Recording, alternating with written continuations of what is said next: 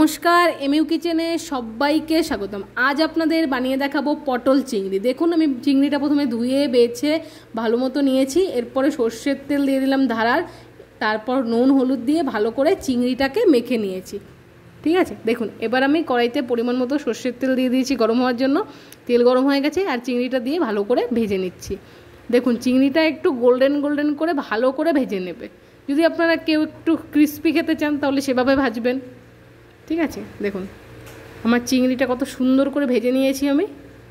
দেখুন চিংড়িটা ভাজা কমপ্লিট হয়ে গেছে। এরপরে আরেকটা কড়াই বসিয়ে দেব।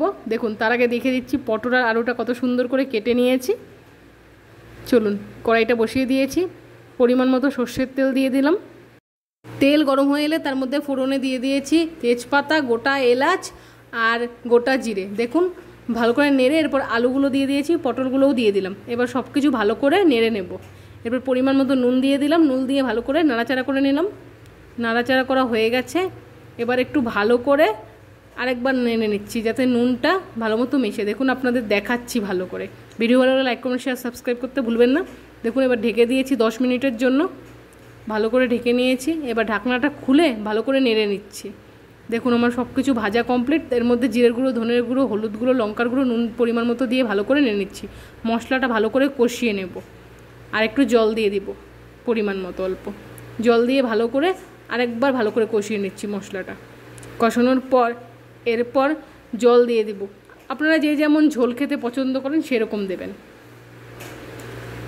দেখুন ভালো মতো দিয়ে দিয়েছি ঝোলটা। এখন ঝোলটা ফুটেছে। এরপর চিংড়িগুলো দিয়ে দেব। সবার শেষে দেবেন চিংড়িগুলো, তাহলে ভালো লাগবে। আর চিংড়ি দিয়ে একটু ফোটাবেন ঝোলটা। দেখুন ঝোলটা কমপ্লিট হয়ে গেছে। কত সুন্দর হয়েছে দেখুন, একদম লাল লাল চিংড়ির ঝোল আমার তৈরি। ঝোলটা বলবো না, পটল চিংড়ি বলবো। মাঝে মাঝে দিদি কথা যে কী করে বলবে ভুলেই যায়। দেখুন চিংড়ির ঝোলটা কমপ্লিট। আরে চিংড়ির ঝোল নয়, পটল চিংড়ি কমপ্লিট। ভিডিও ভালো লাগলে লাইক, কমেন্ট, শেয়ার, সাবস্ক্রাইব করতে ভুলবেন না। আর চ্যানেলে নতুন হয়ে থাকলে সাবস্ক্রাইব করবেন অবশ্যই। আবার আসছি নতুন একটা ভিডিওর সাথে। কে কেমন ভিডিও দেখতে পছন্দ করেন আমাকে কমেন্টে জানাবেন। চেষ্টা করব আপনাদের পছন্দ মতো ভিডিও আনার জন্য। ধন্যবাদ।